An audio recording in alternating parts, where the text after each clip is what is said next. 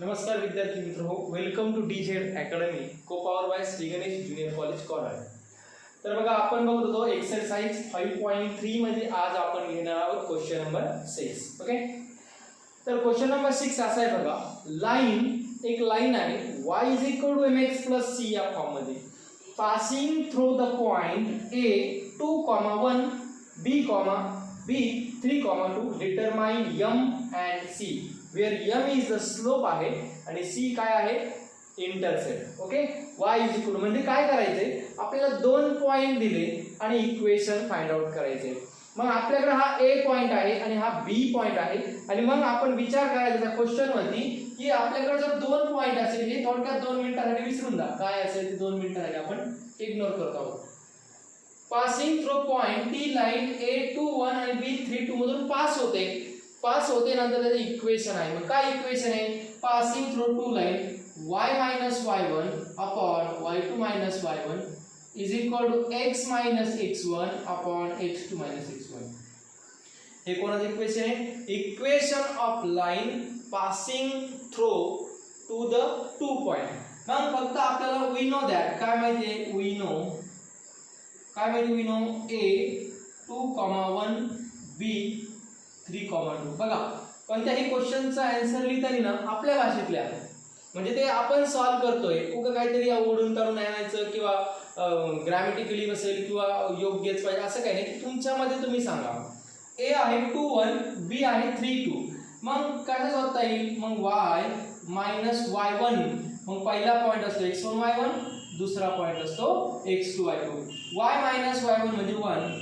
Next आहे 2 - 1 is equal, बघा ना, y2 - 2 - 1 is equal to x - x1 म्हणजे 2 अपॉन कोण आहे, x2 - 3 - 2.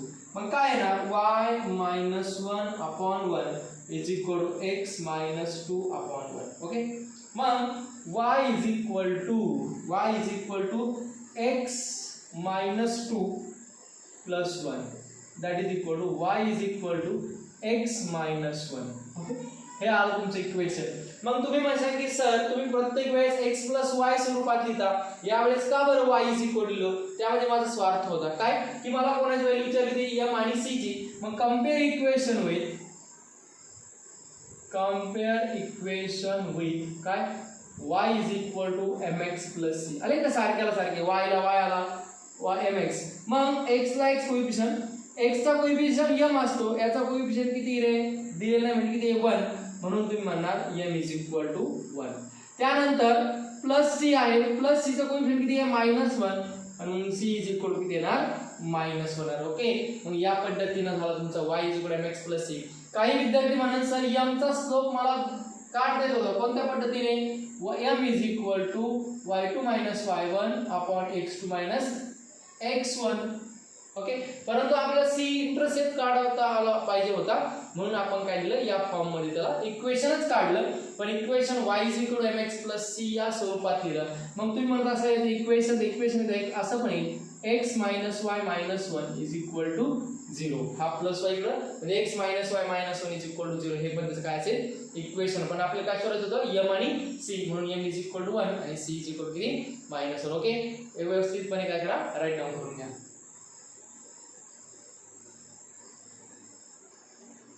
ओके, बघा, नेक्स्ट प्रॉब्लेम आहे आपला. Find the equation of line having inclination 135 and x intercept.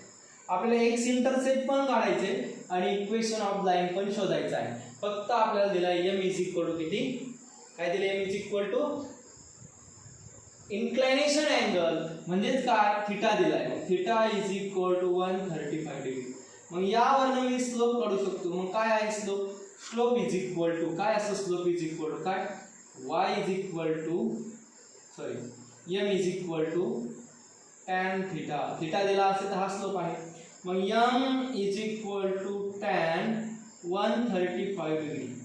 आता बऱ्याचशा विद्यार्थ्यांमध्ये एक संभ्रम आहे की सर 135 आम्हाला फक्त 10th मध्ये फार तर फार 90 डिग्री पर्यंत शिकवलेला आहे. हा 135 कसा फाइंड आउट करायचा, तर विद्यार्थी मित्र हो, नक्कीच तुमचा प्रश्न हा खूप महत्त्वाचा आहे आणि त्याचा आन्सर साठी मी पाठीमागच्या 2-3 व्हिडिओ पूर्वी एक व्हिडिओ टाकला बघा. ओके, मग त्या व्हिडिओमध्ये आपण बघितलं होतं की tan 135 ची व्हॅल्यू जर तुम्हाला काढता येत नसेल तर एक फॉर्म्युला आहे काय, m = tan.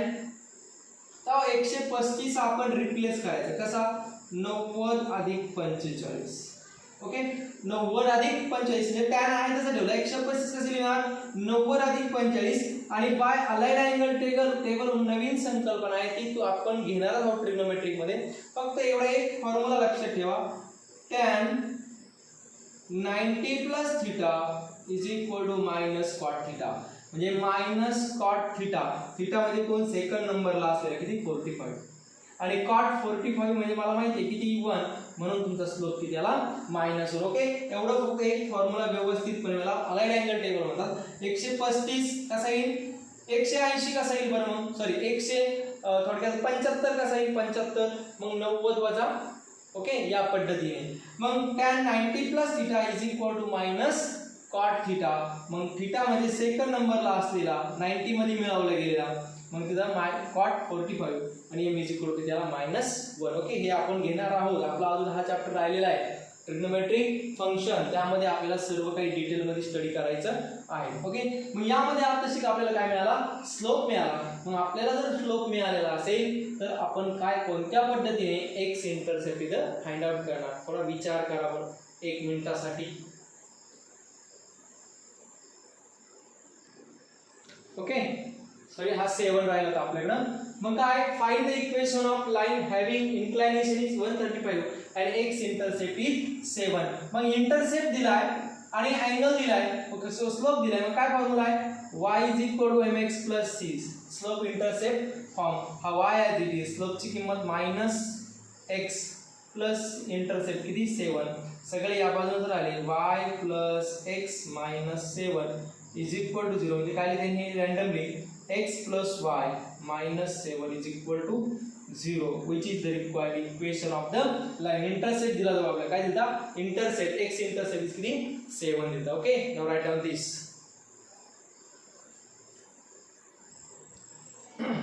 बघा, it is most important problem and also CET लेवलला महत्वाचा आहे, सर्वात महत्वाचा समजून घ्या. तर आपण एक 10th मध्ये आपण बघा जॉमेट्री आपण होतं आपल्याला 10th मध्ये ऑब्वियसली असणारच आहे.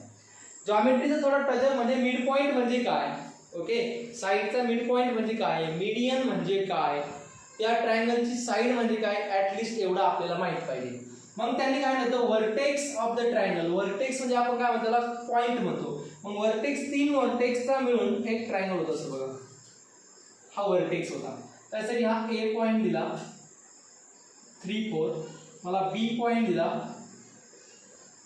2, 0 आणि C पॉइंट दिला किती, -1 आणि 6. ओके, या 3 व्हर्टेक्सचा मिळून एक ट्रायंगल कंप्लीट झाला. The vertex of a triangle are A 3, 4, 2, 0 and -1. Find the equation of line containing. आता जर चांगला विचार केला तर A पासून B ही एक लाइन आहे, B पासून C ही पण एक लाइन आहे आणि A पासून C ही पण काय एक लाइन आहे.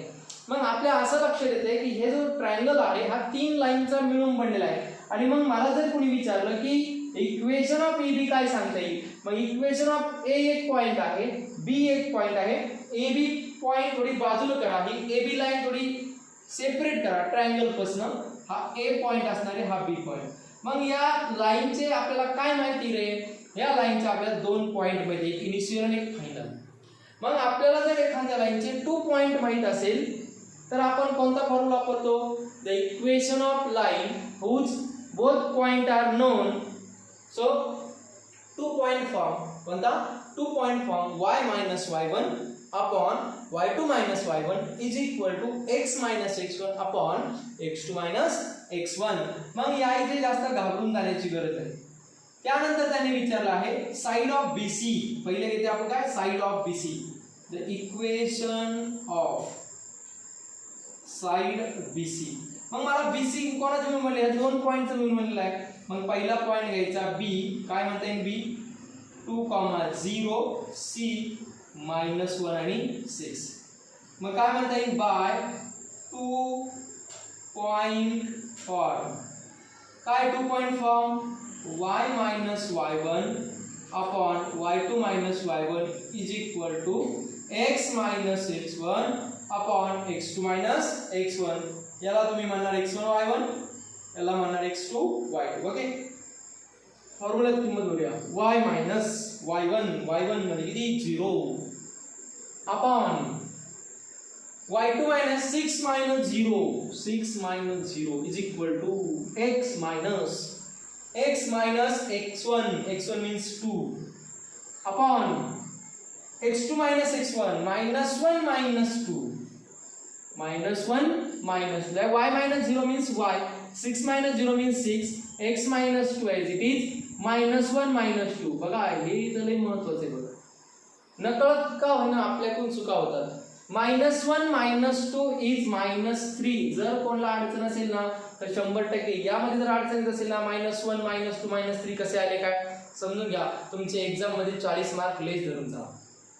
तुम्हाला जर ॲडिशन सबट्रॅक्शन येत नसेल, डिव्हिजन येत नसेल तर त्याचं कारण सांगतो का की प्रत्येक प्रॉब्लेम 4 मार्कला असतो. ओके, मार्कचं सगळ्यात शेवटचा मार्क हा आन्सरला असतो आणि प्रत्येक प्रॉब्लेमचा आन्सर हे शेवट कॅल्क्युलेशननेच मग सॉल्व्ह करायचे. मग असे 40 प्रश्न जर तुम्हाला पूर्ण पेपरमध्ये असेल आणि शेवटचा पूर्ण पेपर तुम्ही आउट ऑफ केले पण शेवटचा एक मार्क तुमचा जर कट होत असेल तो ऑब्विसली 40 मार्क कट होणार आहे. आणि 40 मार्क कट झाले तर out of 100 minus 40 that is 60 mark. आणि हा जनरल स्कोर आहे. ओके, हा जनरल स्कोर आहे. तुमचा आउट ऑफचा पेपर होता, तुम्ही 60 वर आले, त्याचा अर्थ तुम्ही थोड्या याच्याकडे लक्ष द्या. ओके, असेल तर नसेल तर काही दिक्कत नाही. हा -3 इकडे येणार, काय होणार -3y is equal to 6 into bracket x minus 2 that is -3y 6x minus 12. Okay, आता याला सिक्वेंटली घेऊया xy इज इक्वल टू, मग काय म्हणते हा -3 आहे त्या बाजूने 6x plus 3y minus 12 is equal to 0 which is the required equation. परंतु तरी टेक्स्टबुक वाले काय करतात, याला थोडं अजून रिड्यूस करता येईल. म्हणजे काय की प्रत्येकाला जर 3 ने डिवाइड केलं तर एक्झाम्पल थोडं शॉर्ट मध्ये होईल. काय 3 ना प्रत्येकाला डिवाइड केलं 3 2 जा 6, 3 1 जा 3, 3 4 जा 12 दॅट इज इक्वल टू. म्हणजे हे दोन आन्सर वेगळे आहेत असं काही नाही, सेम आहे, फक्त त्याला रिड्यूस केलं, 3 ना डिवाइड केलं. का 3 ना केलं की 6 3 12 हा प्रत्येक नंबर 3 च्या टेबल मध्ये. ओके, म्हणून त्याला 3 ने काय केलं डिवाइड केलं. ओके, या पद्धतीने आपण काय केला हा प्रॉब्लेम सॉल्व्ह केला. तो तुमचं आन्सर. ओके, हे आपण पहिले केलं साइड ऑफ BC. त्यानंतर median AD, very important question. Median AD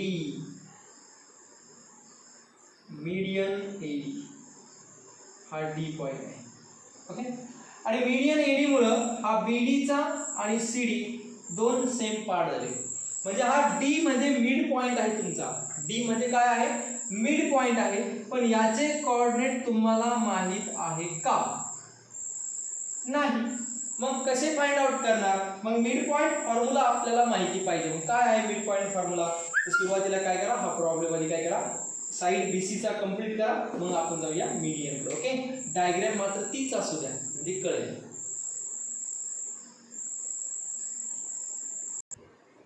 okay, दुसरा आपण घेऊया मीडियन. Equation of median. आपल्याला इक्वेशन ऑफ द मीडियन जर फाइंड आउट करायचं म्हणजे ED, म्हणजे थोडक्यात सर्व विसरून जा. ED मीडियन आहे. तुम्हाला A चा पॉइंट म्हणजे 3 4 हा D माहिती करेल, D माहिती का नाही. मग आपण काय करणार, मीडियन साठी आपण D पॉइंट फाइंड आउट करणार आणि D हा मिड पॉइंट आहे. D is mid point of कोणत्या साइडचा, साइड BC चा. Then D is equal to mid point formula माहिती आहे का, x1 plus x2 upon 2 comma y1 plus y2 upon 2 हा आहे तुमचा मिड पॉइंटचा फॉर्म्युला. मग D पॉइंट मग हा x1 y1 आहे, हा x2 y2 आहे. ओके, मग काय म्हणता येईल B 2,0 तुमचा येईल C पॉइंट -1 6 आणि म्हणून मिड पॉइंट फॉर्म्युला ज्याला D म्हणतो मी इज काय, D पॉइंट येणार आहे, काय तर नंबर येणार आहे तो D point x1 plus x2 2 plus -1 upon 2 comma next आहे 0 plus 6 upon 2 that is 2 plus minus 1 म्हणजे 1/2 म्हणजे डी पॉइंट आला 1/2 2 प्लस मायनस 1 म्हणजे 1 अपॉन 2 0 प्लस 6 म्हणजे 6 अपॉन 2 म्हणजे 3 म्हणजे तो पॉइंट आला डी पॉइंट आला तुमचा 1/2 आणि 3. आता हा ए पॉइंट मध्ये आहे डी पॉइंट मध्ये the equation of median AD is मग ए पॉइंट तुम्हाला माहिती आहे किती 3 4 आणि डी पॉइंट आताच काढला 1/2 आणि 3. मग आता AD म्हणजे परत सर्व विसरून जा एक लाईन आहे त्या लाईनचा इनिशियल पॉइंट मध्ये आणि लास्ट पॉइंट मध्ये मग कोणता formula y minus y1 upon y2 minus y1 is equal to x minus x1 upon x2 minus x1 y minus 1 हा झाला x1 y1 हा झाला x2 y2. बघा हा प्रॉब्लेम काय इंटरेस्टिंग झाला का सीटी लेवलला डी पॉइंट माहित नव्हता मिड पॉइंट माहित नव्हता. मिड पॉइंट फाइंड आउट करायचं म्हणजे परत 10 चा आपण बेस वापरला आणि ज्या प्रॉब्लेम मध्ये सर्वात महत्त्वाचा बेस वापरतो ना तो प्रॉब्लेम आपल्या एक्झामच्या दृष्टीने खूप महत्त्वाचा असतो. त्या प्रॉब्लेम मध्ये काय केलं असतं बघा त्या प्रॉब्लेम मध्ये तुमचं नॉलेज अंडरस्टँड आणि स्किल या तीन गोष्टी आपण चेक करतो. नॉलेज अंडरस्टँड आणि स्किल तुम्ही स्वतः बाकी शिक्षक किंवा असेल तर त्याला विचारायची गरज नाही सही इम्पॉर्टंट काय. बऱ्याच वेळेस असं होतं की एक्झाम जवळ येते आणि प्रत्येक मुलाला असं वाटतं की मला इम्पॉर्टंट मिळालं पाहिजे मी काय करू. तर लक्षात घ्या ज्या वेळेस आपण असा अभ्यास करताना बसतोय त्यावेळेस तुम्हाला KVS नावाचं काही तुम्हाला वाटतंय के म्हणजे नॉलेज मध्ये इथं नॉलेज काय वापरलं तर नॉलेज मध्ये मी फिगर ड्रॉ केली इथं फिगर दिलेली नव्हती पण मी माझ्या नॉलेज प्रमाणे फिगर ड्रॉ केली. अंडरस्टँड म्हणजे काय कळालं अंडरस्टँड म्हणजे तुम्हाला BC चं इक्वेशन काढायचं होतं लाईनचं मग BC थोडक्यात बाजूला घेतली ती लाईन मला B चा इनिशियल पॉइंट मिळाला C पॉइंट मिळाला आणि ही लाईन आहे 2 पॉइंट मध्ये म्हणजे 2 पॉइंट फॉर्म. त्यानंतर स्किल आहे काय हे स्किलला डेव्हलपमेंट करायचं मग AD घेणार या AD म्हणजे मला बेस का आला की डी पॉइंट हा मिड पॉइंट असेल तर मिड पॉइंट फॉर्म्युला काय असेल मग मिड पॉइंट फॉर्म्युल्यामध्ये आपण इथे मिड पॉइंट फॉर्म्युला देऊ का mid point formula x1 x2 2 मग असे प्रॉब्लेम आहे त्याचं कलेक्शन करा त्याचं सुरुवातीपासून 11th आणि 12th मध्ये काय करा कलेक्शन करा आणि ती कलेक्शनची नोटबुक आपल्याकडे असू द्या की जेणेकरून ती जी नोटबुक आहे ती सर्व तुमच्या CET चा स्कोर असेल तुमचा JEE असेल आणि तिथूनच तुमच्या खऱ्या काय आहे कन्सेप्ट आहे त्या डेव्हलप होत जाणार आहे. ओके मग तुम्हाला वारंवार कळणार की ही कन्सेप्ट वारंवार या चॅप्टर मध्ये पण आली या चॅप्टर मध्ये पण येते ही नवीन आहे ही झालेली नव्हती ही पहिल्यांदाच झाली आहे.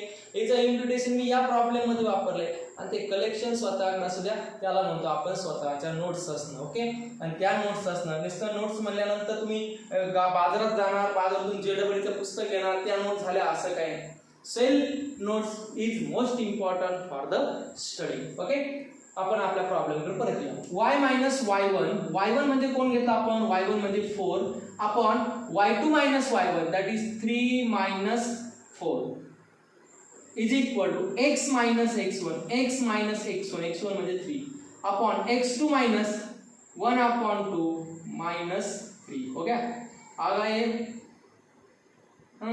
अब क्या होगा इथं चुकलं एक मार्क गेला म्हणून सांगतो इज मोस्ट इम्पॉर्टंट थिंग आहे व्यवस्थितपणे करा. मग y minus 4 as it is 3 minus 4 that is minus 1 3 minus 4 that is minus 1 x minus 3 as it is upon 2 3 are 6 1 minus 6 that is minus 5 upon 2. हे मी असं लिहून पुढे जाणार आहे का तुम्ही सायन्सला आलेले आहात 11th ला आहात बेसिक कन्सेप्ट आहे तुम्हाला येते असं गृहीत धरले आहे पण बऱ्याचशा विद्यार्थ्यांना मी ऑब्झर्व केलेला आहे की खरा प्रॉब्लेम इथेच येतो. त्यासाठी सरळ बेस्ट वे आहे काहीतरी व्यवस्थितपणे नोटबुक घ्या त्या नोटबुक वरती असे बेस्ट कलेक्शन घ्या आणि तुमचे काय जे टीचर्स असतील तुम्हाला जे आवडणारे टीचर तुम्हाला कन्सेप्ट ज्यांच्याकडून कळत असेल त्यांच्याकडून समजून घ्या. करायचं आपले सिस्टर असेल ब्रदर असेल आपले एखादे बेस्ट टीचर असेल आपल्या प्री प्रायमरी असतील किंवा हायस्कूलचे असतील किंवा ज्युनियर कॉलेजचे ओके त्यांच्याकडून आपण काय करूया सॉल्व्ह करून घेऊया आणि शेवट नाहीच कोणी असेल तर मी नक्कीच असणार. मग y minus 4 upon minus 1 is equal to 2 वरती जाणार 2 into x minus 3 परत प्रॉब्लेम आन्सर 2 गेला कसा अगेन बेसिक कन्सेप्ट अपॉन किती -5 मग हा सॉल्व करताना काय म्हणता येईल y minus 4 is equal to that is हा -5 इकडे मल्टिप्लाय करतो मी हा -5 इंटू ओके इथंच करूया -5 into y -4 is equal to -2 into x -3 हा -3 मल्टिप्लाय केलं -5y + 20 is equal to -2x + 6 हे इकडे आणतो म्हणजे काय होईल answer direct 2x - 5y + 20 - 6 is equal to that is 2x - 5y 20 - 6 that is +14 is equal to 0 which is the required result. Okay, now write down this carefully.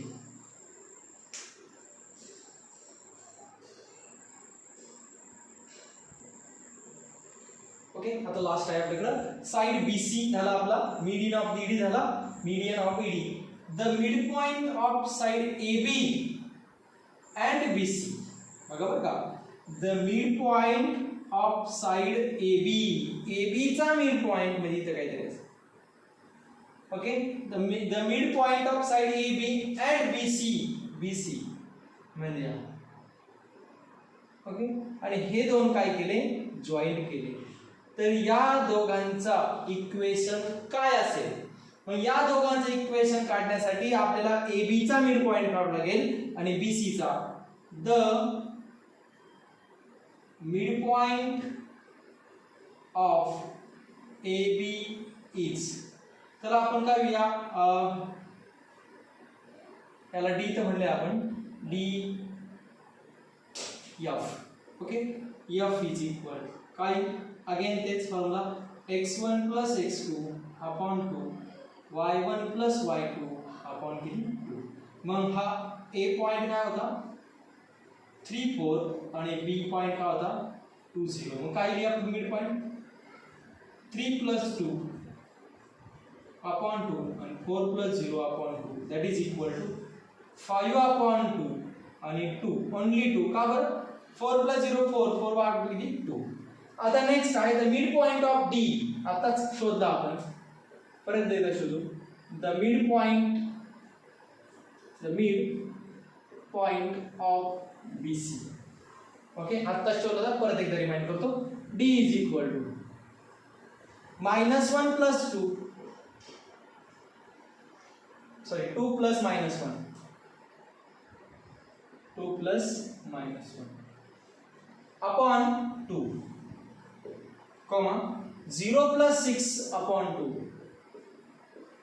that is equal 2 + 1 upon 2 आणि 3 2 3 जा 1 upon 2 आणि किती 3 okay व्यवस्थित बघा पाठीमागच्या याच्यामध्ये यामध्ये बदल झाला असेल तर तेवढं करेक्शन करून घ्या 2 प्लस that is 1 upon 2 आणि 0 + 6 upon 2 म्हणजे किती 3 आला ओके मग आता तुम्हाला F पॉइंट आला आणि D वाला D चे कोऑर्डिनेट काय आले D चे कोऑर्डिनेट 1/2 आणि 3 आणि F चे कोऑर्डिनेट आहे तुम्हाला किती F चे आताच मिड पॉइंट शोधला आपण 5/2 आणि 2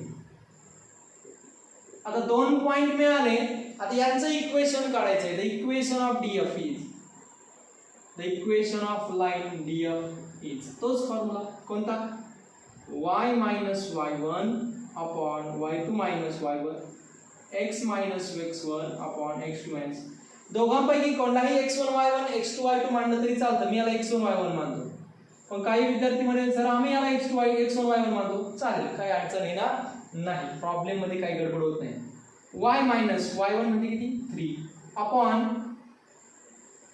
2 - 3 ओके 2 - 3 नेक्स्ट आहे x - x1 upon x2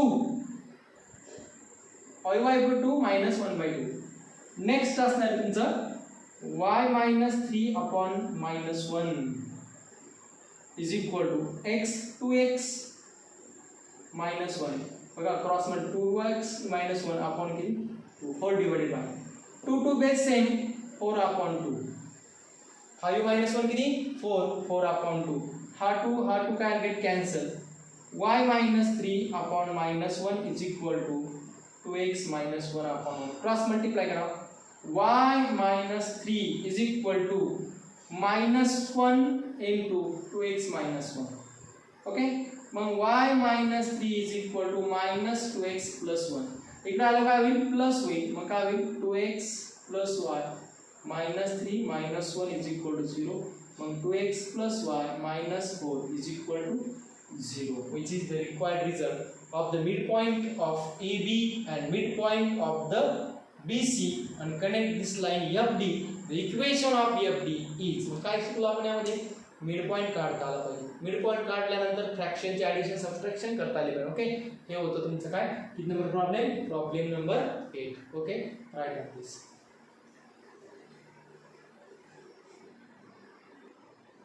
okay, हा आहे तुमचा नेक्स्ट प्रॉब्लेम. असा क्यूट असा प्रॉब्लेम आहे, सुटला तर खूप सोपा, नाहीतर खूप अवघड. इतका अवघड की तो सॉल्व करता करता सुटणार सुद्धा नाही. Find x and y intercept of the following. आधी एक्स आणि वाय इंटरसेप्ट काय असतात ते बघा. X and y intercept form, double intercept form आपण त्याला म्हणतो. X upon a plus y upon b is equal to 1, याला म्हणतो आपण डबल इंटरसेप्ट फॉर्म.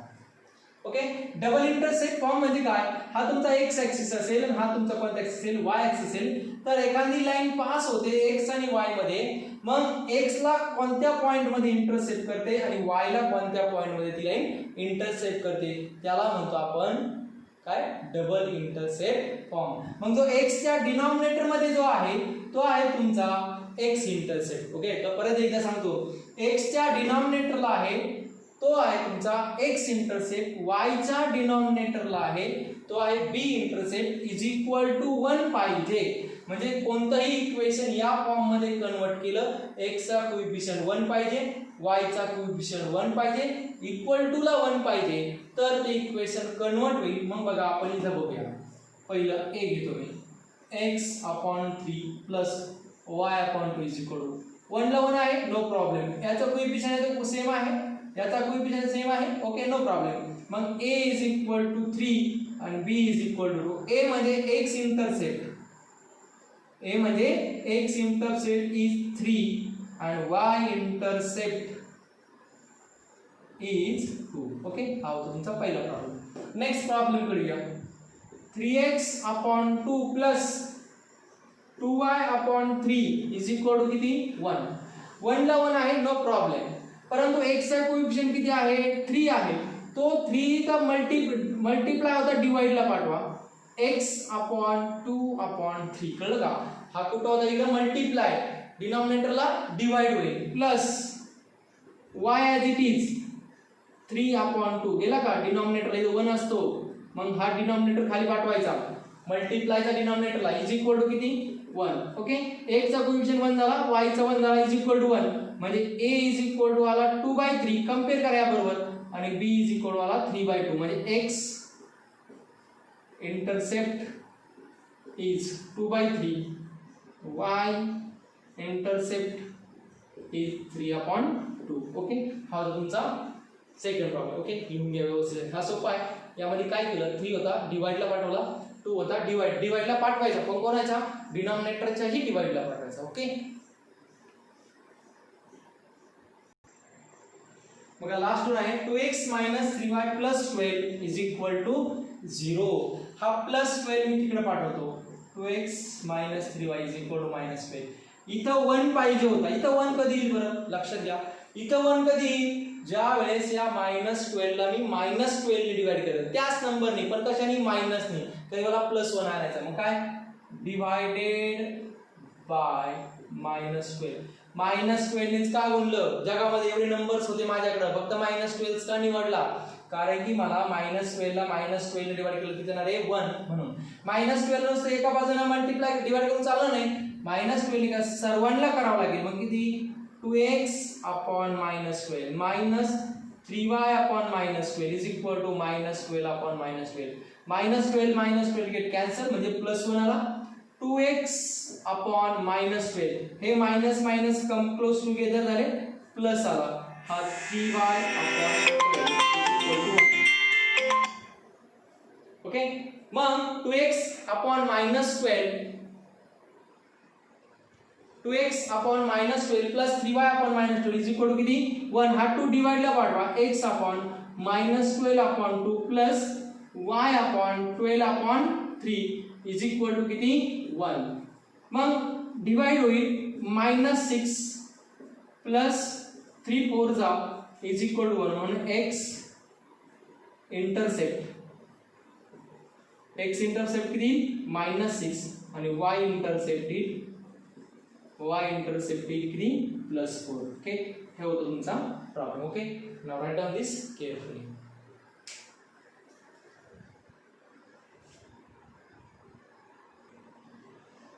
ओके विद्यार्थी मित्रांनो, तर आपण हे बरेचसे प्रॉब्लेम झाले आहेत. आपण आज हाफ अवर्स मध्ये टीचिंग केलेली आहे. ओके, हाफ अवर मध्ये आपण जे काही प्रॉब्लेम कंप्लीट केले ते व्यवस्थितपणे करा. तुम्हाला होमवर्क काय नाही, पण एक्सरसाइज 5.3 च्या आधीचे जे सॉल्व्ड प्रॉब्लेम आहे ते तुम्ही सॉल्व्ह करून मला पाठवायचे. ओके, यामध्ये अजून एक कन्सेप्ट आहे तुम्हाला अजून एक थोडा विचार करण्यासाठी. हा ट्रायंगल असेल ABC. ओके, ABC ट्रायंगल असेल. या BC चा मिड पॉइंट D आहे, याचा E आहे आणि याचा F आहे. आपण जर हे मिड पॉइंट कनेक्ट केले तर आपल्याला एक पॉइंट मिळतो बघा. त्याला तुम्ही काय म्हणता, सेंट्रॉइड म्हणता, centroid of the triangle. Okay, centroid या G ने पण दाखवतो आपण, पण त्याला असं आपण म्हणतो ऑर्थो सेंटर. काय म्हणतो आपण, ऑर्थो सेंटर. मग ऑर्थो सेंटरचं काय प्रॉपर्टीज आहे, ऑर्थो सेंटर जो आहे त्या ठिकाणी तीनही मीडियन एकमेकाला कोलिनियर असतात. म्हणजे त्याच पॉइंट मध्ये तो ऑर्थो सेंटर मधून त्या जातात, म्हणजे या ऑर्थो सेंटर मधून त्या जात असतात. मग ह्या ऑर्थो सेंटरचे काय येईल बरं, पॉइंट काय असतात लक्षात घ्या. AD नावाची एक लाईन आहे आणि BCE नावाची एक लाईन आहे. ओके, मग त्यांचं काहीतरी इक्वेशन x + y = 5 आणि x - y = काहीतरी 3. आणि मग हे जे दोन लाईन एकमेकाला जिथे क्रॉस होतात तो पॉइंट आपण परत 10th मध्ये जाऊया. 10th मध्ये तुमचा लिनियर इक्वेशन होता, 2 व्हेरिएबल ऑफ लिनियर इक्वेशन. तिथे तुम्ही काय करत होता, पॉइंट ऑफ इंटरसेक्शन काढत होता दोन लाईनचे. ओके, मग त्यामध्ये तुम्ही काय वापरलं, तुम्ही ग्राफिकल मेथड वापरली, तुम्ही क्रॅमर्स रूल वापरला, त्यानंतर सायमल्टेनियस इक्वेशन सॉल्व्ह करायला वापरलं. मग ते तिसरे काय नव्हतं, तेच आहे. जर दोन लाईन एकमेकाला इंटरसेक्ट होत असेल तो इंटरसेक्शन पॉइंट म्हणजेच तुमचा काय आहे, ऑर्थो सेंटर. पण कोणाचा, त्या ट्रायंगलचा. पण कधी, ज्या वेळेस AD median, EC median and BF median intersect each other in one point. This point is called as ortho center. Okay, जे महत्त्वाचे प्रॉब्लेम आहेत, हे 4-5 प्रॉब्लेम आपले हार्डी राहिलेले आहेत ते आपण नेक्स्ट व्हिडिओ मध्ये बघणार आहोत. तोपर्यंत हा व्हिडिओ व्यवस्थितपणे बघा. याच्या प्रिव्हियसचे जेवढे होमवर्क प्रॉब्लेम होते, सॉल्व प्रॉब्लेम होमवर्कनी करा आणि चॅप्टर 1 पर्यंत काय करून घ्या, क्लिअर करून घ्या. पुढे चॅप्टर अजूनही खूप इंटरेस्टिंग आहे. Okay, now write down this carefully. Also like and share this video. Okay, subscribe the channel. Thank you.